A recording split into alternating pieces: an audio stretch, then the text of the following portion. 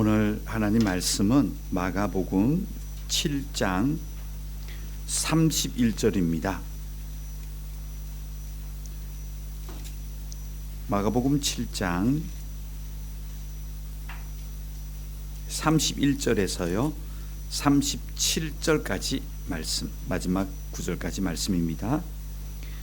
마가복음 7장 31절에서부터 37절까지 말씀입니다.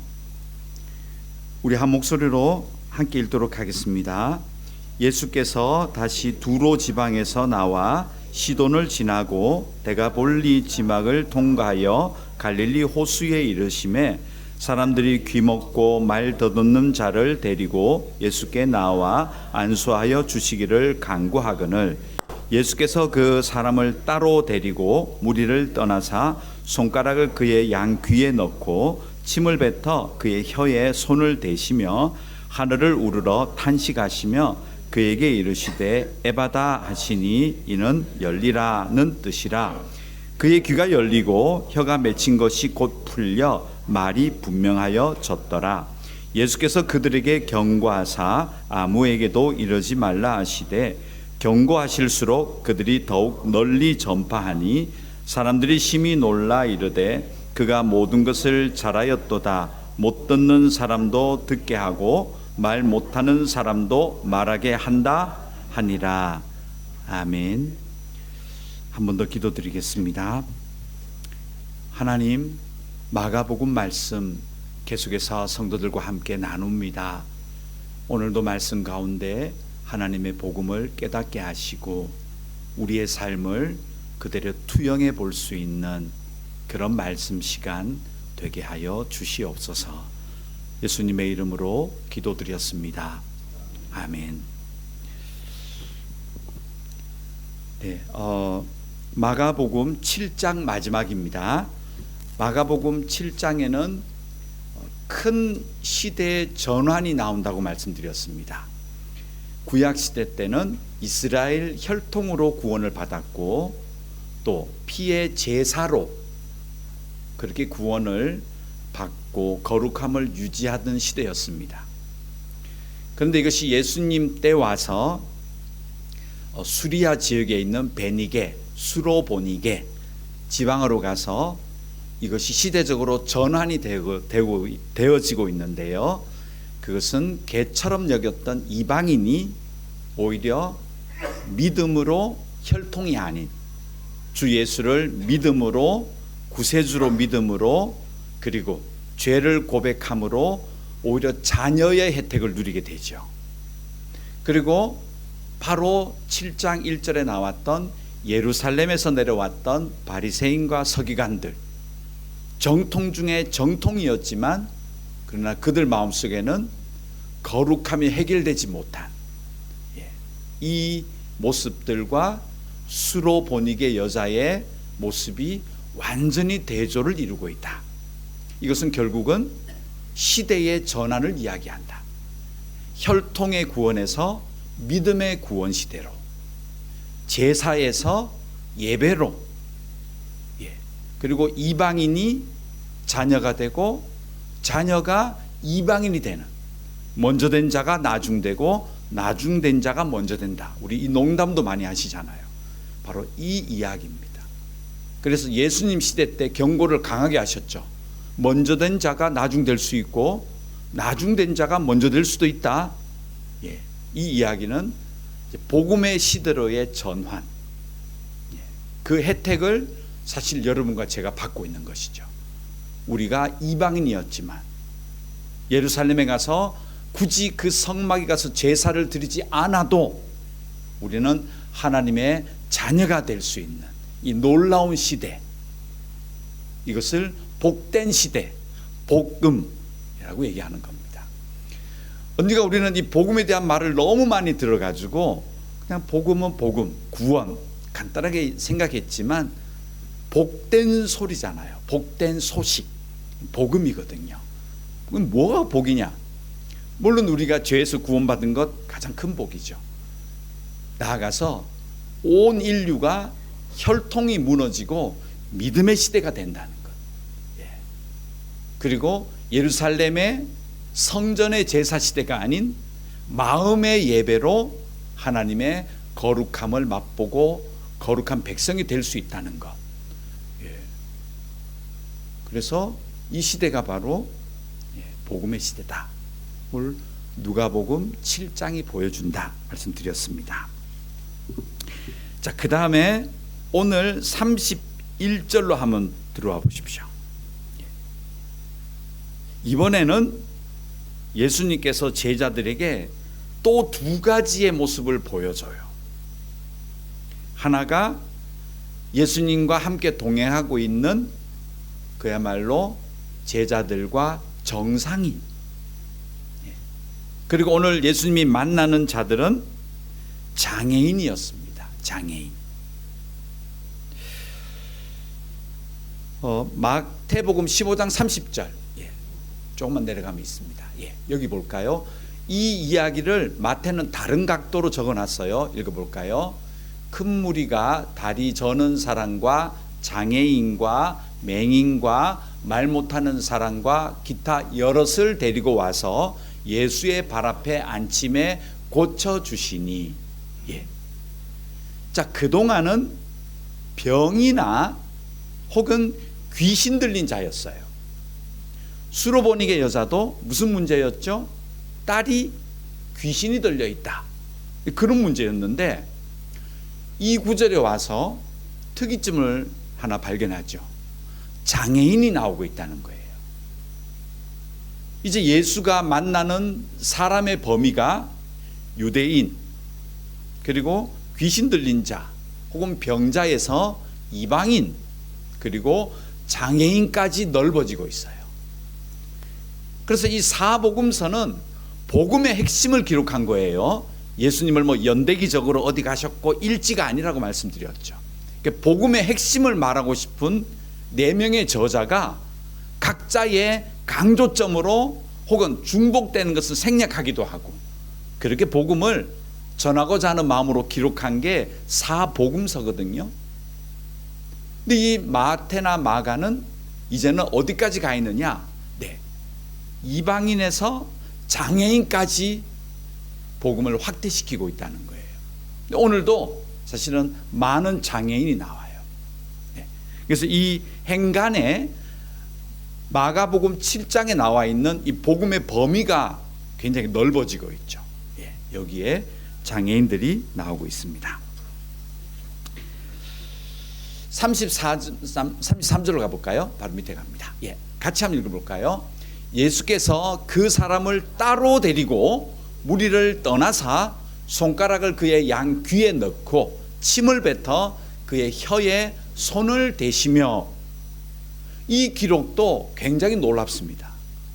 이 기록도 처음 나와요. 근데 이 행동을, 예수님의 행동을 한번 보십시오. 자, 장애인을 만나요. 당시의 장애인들은 지금은 우리가 약자, 사회적으로 보호를 해야 되고 또 행정적으로나 또 뭐 제도적으로 그들을 우대하는 뭐 이것이 선진국 뭐 이렇게 얘기하죠. 그 당시는 그렇지 않았습니다. 장애인의 이유는 죄 때문이라고 생각한 거죠. 이 당시에 장애인을 바라보는 시각은 뭔가 문제가 있다는 거예요. 당연히 옆에 가지 않고 접근은 두 번째 치고 만진다? 그래서 구약에는 만졌으면 불결하니까 정결하는 예식을 갖춰라. 그 정도였어요. 물론 넓게 봤더니 그 병균이나 감염의 우려, 전염의 우려가 있어서 우리 하나님은 안전장치로, 위생장치로 사실 그 광야에서 의료가 발전하지 않는 그 시대에는 이해가 되어집니다. 그러나 인식 속에 어느샌가 이 제자들의 의식 속에는, 정상인의 의식 속에는 장애인들은 문제가 있다는 거죠. 가족의 문제가 있거나 본인의 무슨 죄 때문이라는 그 프레임, 그 생각에 갇혀 있었기 때문에 이 행동은 지금 제자들에게 큰 충격이에요. 이미 수리아 베니게 지역, 수로보니게 가서 그 여자를 만나는 것 자체가 제자들에겐 충격인데 이 연타, 두 번째 충격은 뭐냐? 예수님이 드디어 장애인들을 만나는 정도가 아니고요, 따로 데리고 무리를 떠났다. 이 제자들에게는 그날의 이 예수님의 모습이 생소해 보입니다.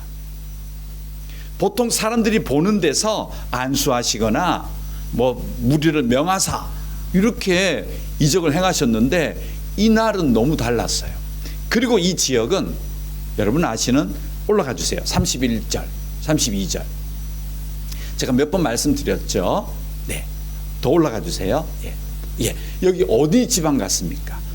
두로와 시돈 지방을 지나서 데카폴리스. 폴리스. 우리 왜 그리스의 조그만 그런 행정단, 조그만 마을들을 폴리스라고 하잖아요. 그래서 데카는 10이라는 뜻이에요.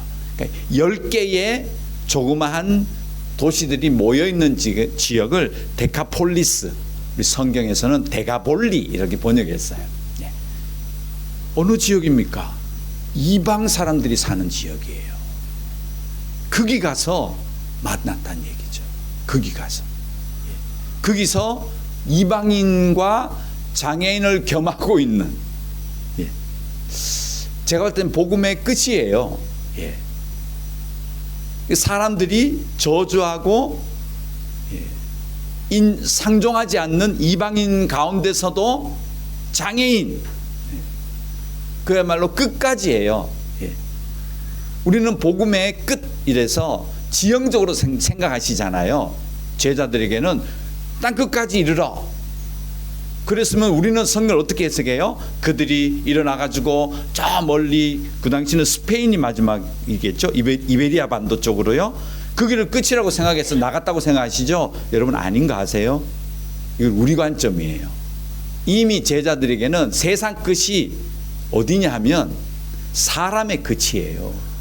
누구에게나예요. 그 실제로 제자들이 저기 유럽을 안 들어가려고 했잖아요. 사도 바울도 자기는 마케도니아로 가지 않고 아시아 지역으로 돌아가려고 했잖아요. 근데 예수님의 명령을 지형적으로 받았으면 왜요? 야, 배 타고 가야지, 우리 다 떠나잖아요. 근데 실제로 보면 제자들이 지형적으로 안 흩어져요. 물론 성경에는 뭐 어디도 갔다 얘기하지만 만나는 대상자가 확 넓어져요. 이 제자들에게. 그러니까 예수님에게는 이 훈련의 시간을 3년 동안 가지신 거예요. 그래서 만나는 대상이 점차적으로 여자, 이방 여자, 또 이방인, 장애인, 귀신 들린 자 다 만나고 계시잖아요. 그리고 누구까지 만나요? 예루살렘에 있는 서기관, 바리새인, 총독 다 만나잖아요. 그래서 땅끝까지 이르러라는 이 표현은 사실은 땅끝까지 누구에게나가 적용돼야 돼요. 그런 차원으로 오늘 예수님이 제자들을 데리고 데카폴리스 지역까지 막 들어가고 계신 거예요. 이거 놀라운 겁니다. 지금 우리는 그냥 성경을 파노라마에서 보니까 여기도 가시고 저기도 가시고 누구도 이렇게 보이시죠? 제자들 입장을 한번 생각해 보세요. 계속 충격을 받는 거예요. 지금 여기를 왔다고? 여자를 만나네? 귀신 들린 자를 만나? 문둥병자를 만나? 장애인을 만나? 외국인을 만나? 지금 정신이 없는 거예요. 제자들이. 한번 생각해 보세요. 근데 이 훈련을 사실은 강하게 받습니다. 그리고 이후에 사도행전에 가보면 수많은 귀신 들린 자, 뭐 여러 가지 죄악에 있는 사람들을 다 만나고 있어요. 이 이유는 이미 예수님이 그런 범주 안에 이 복음의 훈련을 하고 계시다는 것 볼 수가 있죠. 다시금 33절로 돌아가 주세요. 그래서 이 표현은 굉장히 놀라운 거죠. 또 하나는 따로 세웠다. 따로 세워서 무리와 분리를 하셨다. 왜 그랬을까요, 여러분? 설명은 안 나와요, 성경에. 왜 무리하고 분리를 했을까? 수많은 무리가 뭐 다 믿는 자겠습니까? 호기심으로. 실제로 떡만 얻어먹고 다 돌아가 버리잖아요. 얼마 안 남거든요. 그래서 아마 이 큰 무리는 이미 예수의 소문이 그 당시에 다 나 있기 때문에 누가 왔다. 요즘 우리 왜 선거 때문에 누가 오면 이렇게 몰려가듯이 그런 식으로 아마 많이 모여 있었던 것 같아요. 근데 그 자리에서 예수님이 이 장애인을 이방인 장애인을 분리시켜요. 왜 그랬을까요? 그 다음 답은 여러분이 하셔야 돼요. 저도 모르겠어요. 근데 분명 그 뒤에 읽어보니까 와, 이 사람에게 집중하고 계시구나. 왜 집중하느냐? 그 다음 구절 보세요. 손가락을 그의 양 귀에 넣고 침을 뱉어 그의 혀에 손을 댔다. 즉, 이 장애인, 이방인 장애인을 접촉하시는 거예요. 접촉하고 계세요. 그러기 위해서는 보여주기식이 아니고, 이 날은 대부분은 보면 전체 다가 보는 데서 선포하시는 거. 예수님의 모습이 때로는 보여주는 게 분명히 있거든요. 많은 사람들이 보는 데서 행하시거든요. 그런데 이 날은 이 장애인은 선포가 아니고 가르치고 계신다는 거예요. 접촉하고 계신다는 거예요. 손가락을 그의 양 귀에 넣었다. 예수가 접촉을 해요. 이거 제자들에게는 굉장히 놀라운 일이죠. 그리고 침을 뱉어서 아마 손에 이기셨겠죠. 그리고 그 혀에 손을 댔다. 이거 오해하지 마십시오. 요한복음 9장 6절 7절 볼까요? 네. 여기 보면 실로암이라는 거, 한국의 군인들이 좋아하는 노래, 실로암. 근데 그 실로암의 놀라운 이적도요, 침을 뱉어 하셨어요. 볼까요? 이 말씀을 하시고 땅에 침을 뱉어 진흙을 이겨 그의 눈에 바르시고 이르시되 실로암 못에 가서 씻으라 하시니, 실로암은 번역하면 보냄을 받았다 하는 뜻이라. 이에 가서 씻고 밝은 눈으로 왔더라. 실로암의 이적도요, 예수님이 침을 쓰세요.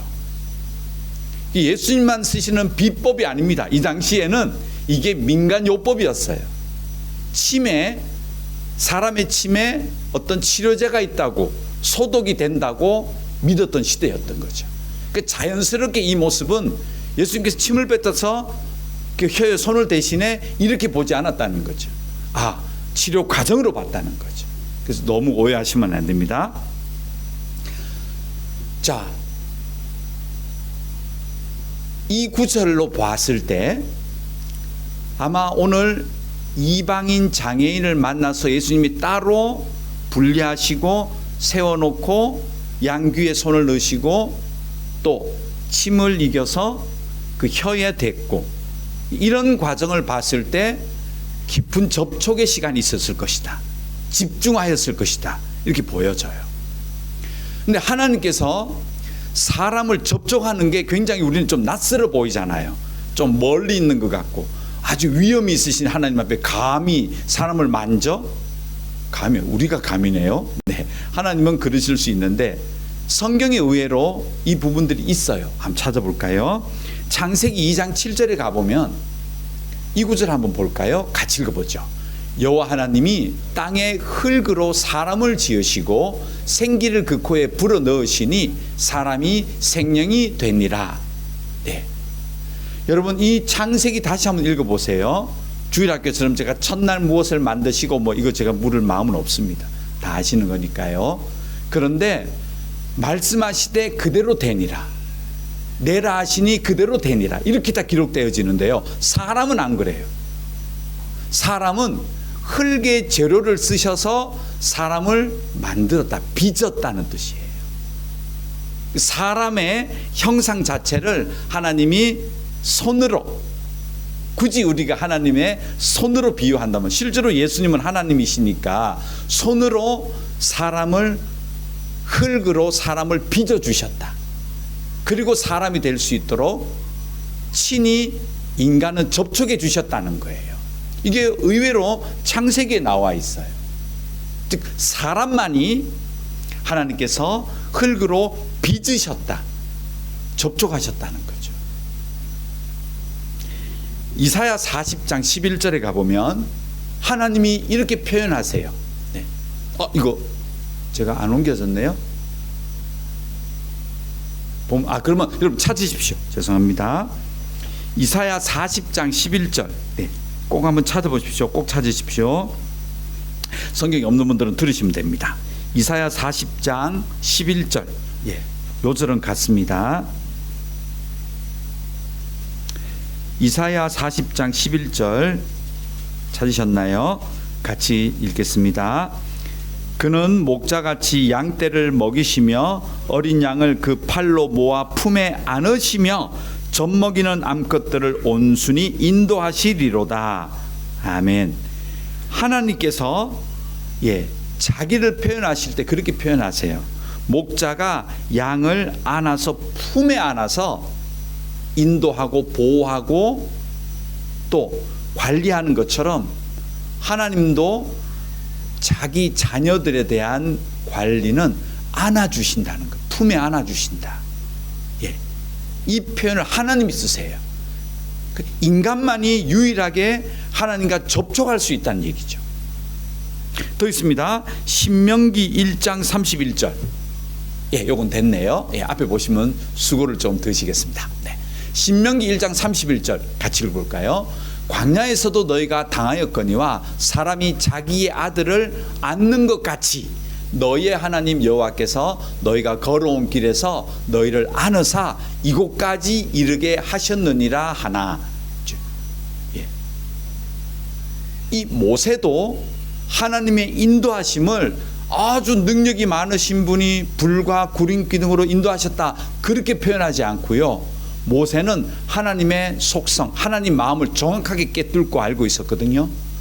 근데 모세의 표현이 뭐냐면 사람이 아들을 너무 귀하고 사랑스럽고 때로는 보호해 줄 때, 위험할 때 탁 안아버리잖아요. 보지마 혹은 나쁜 것, 해대는 것 가지 않도록 막아버리잖아요. 그런 안음이 사실은 하나님도 인간들을 그렇게 보호하시고 광야길에서 나쁜 길 갈 때는 가지 못하도록 안으시고 아파서 힘들어할 때는 위로하는으로 안아주시고 울고 있을 때는 울지 말라고 다독여 주시고 그런 사람의 기능, 이거 어디서 받은 줄 아세요? 하나님의 형상으로 받은 거예요. 사람이 개발해낸 게 아니라고요. 사람이 개발한 게 아니잖아요. 여러분 생각해 보세요. 오래간만에 여러분의 자녀나 또 이렇게 하면 아이고 너무 반가워서 악수 정도 아니잖아요. 이렇게 도닥여주고 안아주잖아요. 이게 어디서 온 거예요? 이거 하나님의 개념이에요. 하나님의 형상이라고요. 그렇게 하나님께서는 인간을 품에 안으시고 싶은 거예요. 접촉하고 싶은 거예요. 근데 이것이 오늘 제자들이 보는 데서 그구나 데카폴리스 지역에 가서 더구나 이방인, 더구나 장애인을 아무 편견 없이 예수님이 안아주시고 그 환부에 손을 대어주시는, 이것이 하나님의 마음임을 지금 제자들에게 훈련시키고 계신 거예요. 이걸 제자들이 보면서 얼마나 놀랐겠습니까? 정말 제자들 몰래 갔다면 마가가 이 기록을 했겠습니까? 의도적이죠. 제자들이 볼 수 있도록 딱 그들을 훈련시키는 모습이 성경에 보여집니다. 34절 그 다음에요. 예수님의 그 다음 모습이 좀 더 충격적입니다. 볼까요? 하늘을 우러러 탄식하시며 그에게 이르시되 에바다 하시니 이는 열리라는 뜻이라. 이 모습, 이 현장에서 제자들이 봤을 때 예수님의 모습이 특이했어요. 그냥 권능을 베푸시고 안아주시고 고쳐주시면 되는데 누가 봐도 제자들이 봤을 때 예수님이 하늘을 우러렀다. 그리고 탄식을 하셨다. 뭐 외마디 탄식 소리를 내셨는지 뭐 우리 한국 사람처럼 아이고 하셨는지 잘 모르지만 제자들 표현에는 예수님의 그 모습 속에 탄식이 들어있었다는 것을 느꼈던 것 같아요. 그 현장에서. 이 탄식은 창세기 6장 5절에도 나옵니다. 볼까요? 여호와께서 사람의 죄악이 세상에 가득함과 그의 마음으로 생각하는 모든 계획이 항상 악할 뿐임을 보시고 땅 위에 사람 지으셨음을 한탄하사 마음에 근심하시고. 이때도 하나님, 예수님은 하나님이시기 때문에 바로 저 하나님이시거든요. 근데 하나님이 무엇을 봤어요? 사람의 죄악이 세상에 가득함, 그리고 그의 마음으로 생각하는 모든 계획이 항상 악함 뿐임을 보시고 인간의 삶을 보시는 거예요. 삶의 형태. 거기에 대하여 하나님이 한탄하시고 근심하셨다는, 이것은 죄로 말미암아 인간 속에 들어와 버린 죄의 본성이라는 거죠. 항상 악함, 마음의 생각이 삶으로 악함이 나왔다. 근데 그런 인간의 삶의 모습을 보면서 하나님은 마음속에 근심하시고 애타하신다. 그래서 오늘 이 마음의 모습들이 제자들 보는 데서, 지금도 우리가 예수님 모습을 보고 있죠. 복음서로 함께 보고 계시잖아요. 그러면서 인간의 이 장애인으로 말미암아 아파하는 사람들, 말 못하고 듣지 못하고 보지 못하고 걷지 못하고 온전하지 못한 그들의 삶이 얼마나 비참하고 형편이 없었겠습니까? 원망하고 부모를 원망할 수 있고 사람들에게 소외되어지고 고독하고 외롭고, 이런 모든 인간의 삶의 마음과 생각, 여기에 대해서 하나님은 절대로 그럴 수 있지가 아니에요. 한탄하시고 안타까워하세요. 우리의 기도는 여기서부터 출발해야 돼요. 여러분이 지금 어떤 문제로, 개인의 문제나 가족의 문제나 또 인간관계나 어떤 문제든지 여러분이 정상적이지 않을 때, 그런 시기를 지났거나 시기를 만나고 계시거나 그런 마음의 생각들 때문에 당하고 있는 여러분의 비정상적인 상황, 그 상황을 그냥 그럴 수도 있지가 아니에요. 하나님의 입장에서는 안타까워하시고 탄식하고 있다는 것을 성경은 계속 보여주고 있어요. 하나님의 마음은 절대로 가만히 있지 않아요. 그래, 갈 때까지 한번 해봐, 한번 두고 보자가 아니에요. 그렇게 멀리 있는 분이 아니에요. 여러분의 지금 상태를, 지금 상황을, 지금 마음밭을 바라보시며 하나님은 감정이 있으신 분이에요. 우리가 받은 감정, 이거 하나님 거거든요. 안타까워하신다는 거죠. 남 일처럼 생각하지 않는다는 거예요. 그래서 여러분에게 관심이 있으시니까요, 그걸 아뢰시라는 거예요. 나 지금 이렇다고, 하나님 답답하다고, 하나님 아시잖아요. 상의하세요. 이게 기도입니다. 여쭈세요. 어떻게 할까 물으세요. 더 많이 궁금해하세요. 같이 고민하고 계신 거예요. 그래, 너 지금 이렇지, 너 지금 답답하지, 두렵지, 아프지, 외롭지, 슬프지, 아신다니까요. 우린 이게 감이 멀어요. 그래서 교회 오면 하나님은 저 앞에 앞자리에 강대상에 계신 것 같아. 자기하고 접목을 못하는 거예요. 무리 속에 있는 자기예요. 그런데 오늘 예수님께서 그 무리 가운데 있는 장애인을 딱 불러내신 거예요. 오라고 따로 세우셔서 그의 말 못함, 그의 비참함, 그의 억울함, 그의 고독들, 그의 소외됨, 탄식을 같이 해주신다는 거예요. 여러분, 여기서부터 기도를 시작하십시오. 듣고 계시는 거예요. 알고 계시는 거예요. 함께 상담할 준비를 하고 계신 거예요. 하나님 감정이 있으세요. 감정 있는 하나님이세요. 아파하신다고요. 여러분이 힘들어할 때 같이 아파하시는 거예요. 기다려주세요. 같이 울어주시는 거예요. 소통하기를 원하시는 거죠. 이거 놓치지 마세요. 그래서 오늘 그 군중 속에 있는 무리 가운데 있는 아파하는 그 장애인들을 불러내어서 따로 세우사 무리를 떠나서 그들과 접촉하시고 하늘을 우러러 탄식해 주시는 것, 이건 놀라운 은혜 아닙니까? 여러분에게 하나님은 지금도 여러분의 마음을 아세요. 그 마음 때문에 기다리고 계세요. 나누십시오. 말씀하십시오. 그리고 다시 그 구절 올라가 주세요. 34절. 네, 여기 보십시오. 그 다음에 하나님의, 예수님의 이 탄식이 무엇으로 나오냐? 에파타라고 했다는, 에파타. 이게 뭐냐? 아람어죠, 물론. 그 당시 썼던 아람어. 그런데 이것을 헬라어로 번역을 해놨어요, 성경에. 제자들이. 뜻은 열려라 였어요. 열려져라. 열려져라. 자, 이제 예수님의 탄식이 어디로 지금 귀결되고 있냐 하면요, 그러므로 제발 좀 열려졌으면 좋겠다. 뭐가 열려졌으면 좋겠습니까? 요한복음 8장 31절. 이제 하나 들어가 볼까요?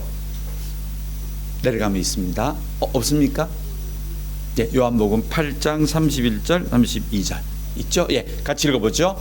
그러므로 예수께서 자기를 믿은 유대인들에게 이르시되 너희가 내 말에 거하면 참으로 내 제자가 되고 진리를 알지니 진리가 너희를 자유롭게 하리라. 아멘. 여러분 보세요. 진리로 우리가 복음으로 자유함을 얻지 못하면 우린 장애인이에요. 한 곳이 기능이 없어요. 말을 못하거나 듣지 못하거나 보지 못하거나 걷지 못하는 외형적인 장애뿐만 아니고요, 우리 마음의 장애가 있다는 거예요. 여러분 스스로 느끼시잖아요. 여러분 아픈 부분이 있으시잖아요. 지금 나는 가족이 그래, 난 자녀가 그래, 나는 내 몸이 어디가 아파, 나는 부모가 그래, 내 배우자가 그래, 내 친구가 그래. 하나의 장애 있잖아요. 예수님이 인간의 삶을 아신다니까요. 생각을 아시고요, 죄의 결과를 아세요. 그로 말미암아 사람이 장애를 입는다는 걸 알고 계세요.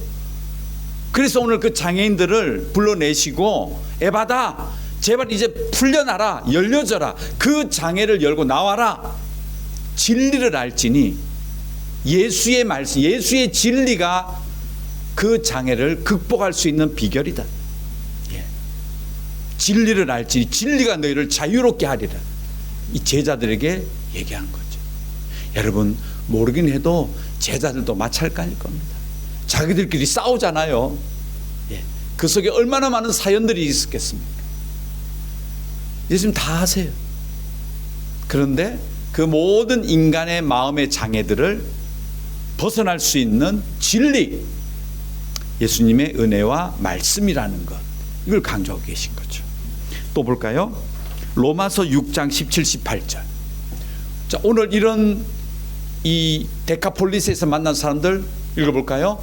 하나님께 감사리로다. 너희가 본래 죄의 종이더니 너희에게 전하여 준 바 교훈의 본을 마음으로 순종하여 죄로부터 해방되어 의에게 종이 되었느니라. 예, 죄에서부터, 죄의 감으로부터, 죄의 그 생각과 습성으로부터 해방될, 나와라. 예, 이것을 위하여 예수님이 복음으로 오셨다. 그래서 이 이야기를 사도 바울도 분명히 이해를 한 거죠. 에바다, 열려라. 죄로부터 열려서 해방되어라. 다음 그림을 하나 볼까요? 이 사진 많이 보셨죠? 네, 성막입니다. 성막. 구약시대 때 성막을 지어주셨죠. 성막은 장막, 회막, 여러 가지 말로 불리는데요, 정체성은 뭔가요? 하나님이 거주하는 집입니다. 하나님의 집. 인간 가운데 세워놓으신 하나님의 나라, 하나님의 집. 그런데 문이 하나입니다. 문 보이시나요? 제일 앞쪽에 있는 문, 동쪽 문이잖아요. 이게 길이가요, 이 동쪽 면이 한 22m쯤 돼요. 근데 유일한 이 문이요, 문의 기능이 없어요. 왜냐하면 문이 10m예요. 누가 이렇게 만들어요? 이건 들어오지 말라는 문이 아니고 이리 들어오라는 문이에요. 그래서 하나님의 설계는 이 광야의 성막의 문 길이가 무려 9m가 넘어요. 문이 9m가, 이게 무슨 문이에요? 들어오라는 거지. 보통 문은 들어오지 말라는 거잖아요, 여러분. 이 문은 들어오라는 문, 요리로 들어오라는 문. 정확하게 이리로 들어와서 거룩함으로 나의 지성소까지 나와. 하나님의 유일한, only one way, 유일한 길이다. 그 문이거든요. 근데 저 문을 하나님이 동쪽으로 딱 열어주신 거예요. 동쪽으로. 왜 동쪽인지 아시죠? 동쪽으로 인간이 죄를 짓고 나가거든요. 에덴의 동쪽으로 나가요. 다시금 인간이 돌아올 수 있도록 동쪽으로 문을 여신 거예요. 돌아오라고, 나에게 오라고. 그래서 동문이에요. 근데 저 문도 보세요. 인간과 하나님의 사이를 저 문으로 열어주신 거죠. 열려라, 에바다가 된 거예요. 하나님이 탄식하사 인간의 모든 생각과 마음의 악함을 아시고 장애인으로 살고 있는 인간의 삶을 거기에서 제발 나오라고 저 문을, 동문 9m짜리 문을 만들어 주신 겁니다. 저 문으로 들어오라고. 마태복음 3장 16절 같이 읽죠. 예수께서 세례를 받으시고 곧 물에서 올라오실 새 하늘이 열리고 하나님의 성령이 비둘기같이 내려 자기 위에 임하심을 보시더니, 자, 성령 시대라 그랬잖아요.